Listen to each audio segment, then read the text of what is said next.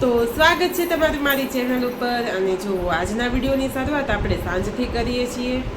અત્યારે વાગ્યા છે સાંજના 6:15 અને આજે તો આવવાનું હતું યુગનું રિઝલ્ટ।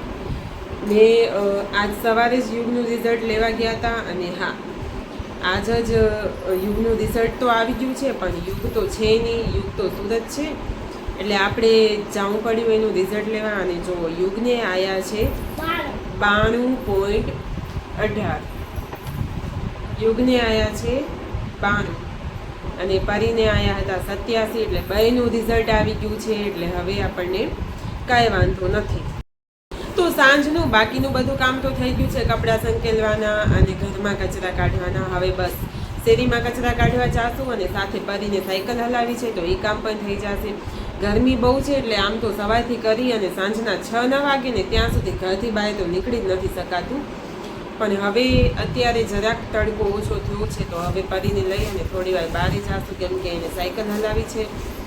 અને હા, તમારી ઉંમર કેવી ગરમી છે, આટલી જ છે કે ઓછી છે, કમેન્ટ કરીને કહેજો। તો તમે મારો વિડીયો જોવો છો પણ તમે મને સબસ્ક્રાઈબ નથી કરતા, તો ચાલો આજ જ સબસ્ક્રાઈબ કરી લો મારા બીજા વિડીયો જોવા સારું। અને હા, આવા લોંગ વિડીયો હું દરરોજ મૂકીશ, શક્ય હશે ત્યાં સુધી તો દરરોજ મૂકીશ, બાકી તો આગળ જેવી ભગવાનની મરજી। તો મારી ચેનલને સબસ્ક્રાઈબ કરવાનું ના ભૂલજો અને લાઇક, શેર અને કમેન્ટ કરવાનું ના ભૂલજો।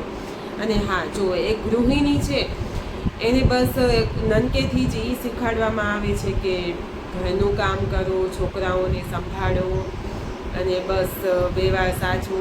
પણ મારું માનવું એવું છે કે ગૃહિણીને પોતાનું જે ઈચ્છા હોય, પોતાને જે મરજી હોય એ કામ પણ કરવું જોઈએ, કેમ કે પોતાના શોખ પણ પહેલાં રાખવા જોઈએ। કામ જરૂરી છે ઘરનું, ભલે છોકરાઓને સાચવવા, વ્યવહાર કરવા બધું જ જરૂરી છે, પણ પોતાની ઈચ્છા, પોતાના શોખ પૂરા કરવા એ પણ જરૂરી છે, કેમ કે આપણને કોઈ કહેવા આવતું નથી કે તમારી શું ઈચ્છા છે, તમારે શું કરવું છે, કે જે શોખ હોય તમે કરો, એવું આપણને કોઈ કહેતું નથી। એટલે આપણી ઈચ્છાઓ અને આપણા શોખની ધ્યાન આપણે પોતાને જ રાખવી પડશે।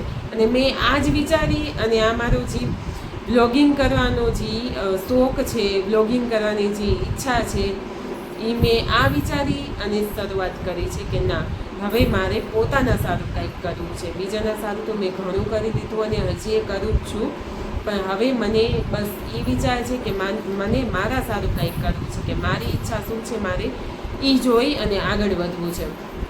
ભલે હું આમાં કાંઈ પૈસાથી અર્નિંગ કરી શકું કે ના કરી શકું, કે આગળ બ્લોગ બનાવવાનું કદાચ ચાલુ એ રાખું કે બંધ કરી દઉં, એનું કાંઈ નક્કી નહીં, પણ હા, એકવાર મારી ઈચ્છા, મારો શોખ તો પૂરો થયો ને કે મારે બ્લોગિંગ કરવી હતી, તો મારી ઈચ્છા આમ ભલે 1 વર્ષ સારું તો 1 વર્ષ સારું હું જરૂરથી કરીશ। અને હું બધી જ ગૃહિણીને એ જ કહેવા માગું છું કે હા, તમે ઘર સાચવો, પરિવારવાળાને ધ્યાન રાખો, છોકરાઓને ધ્યાન રાખો, બાકી બધું કામ જે આપણી ફરજ છે એ બધું કરો, પણ પોતાની ઈચ્છાઓને ક્યારેય ન મારો।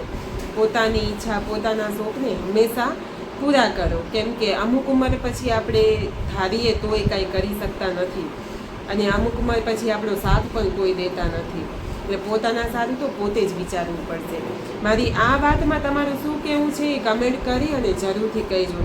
બાકી હા, બધાના ઘર પરિવારનો માહોલ અલગ હોય છે, એટલે આપણે એવી રીતે ના વિચારી શકીએ કે બધાને પોતાની ઈચ્છા શોખ પૂરા કરવાની તક મળે કે ના મળે, પણ હા, જો મળતી હોય તો જરૂરથી કરો, વિચારવાની જરૂર નથી, આગળ વધો। અને હા, આગળ જે થાય પછી તો જોયું જાય।